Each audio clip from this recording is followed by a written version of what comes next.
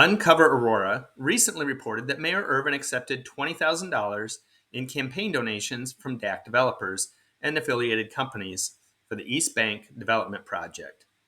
Allie Brown is typically spot on in her research, but I only found $12,000 in donations with a quick search. I'm sure that Allie is probably accurate. This project started almost 4 years ago, long before I was on the Aurora City Council. It's gone through multiple iterations, but it's supposed to be luxury apartments priced between $1,700 and $2,300 per unit at the construction site just south of Jake's Bagels on Broadway. Initially, the council agreed to give Danny Rezco $6.8 million taxpayer dollars to subsidize this project. After numerous delays, Rezco came back to the council seeking an additional $5.75 million to cover the cost of 14% interest rate for his lender, as well as unanticipated environmental mitigation costs. Alderman Mesiacos recused himself for unidentified reasons, and Alderman Barreiro and myself both voted no. This is what I had to say about the agenda item during council. Briefly share my thinking with the rest of the council on this item. I wasn't on this council when the original agreement was made with DAC developers, but for me, the way I'm looking at this is just another form of corporate welfare and misuse of taxpayer dollars. I know it's been also coined as investing in ourselves, but I feel like it's corporate welfare. Secondly, let's look at exactly what we are subsidizing.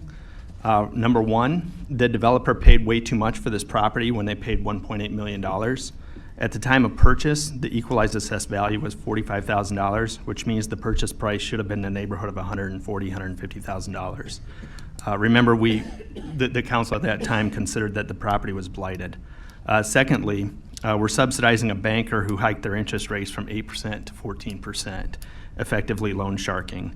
And third, there's the cost of inflation and increased construction costs, which I get, but at the same time, every single household in Aurora is facing increased inflationary pressure on their household budget for higher gas prices, higher food prices, and certainly higher real estate prices.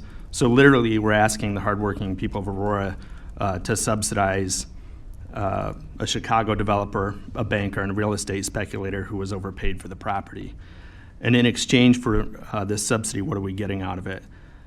These are not affordable houses for people that live in Aurora. $1,700 for a one-bedroom or $2,300 for a two-bedroom is absolutely ridiculous, out of line for this market.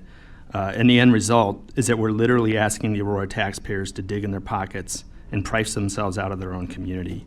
And I've heard from some members of this body comment in the Finance Committee meeting and share their concerns about the astronomical cost of these apartment buildings. But it's not okay just to share your concerns. I think if that's how you feel, you need to vote no, and I'll be voting no on this agenda item. Thank you.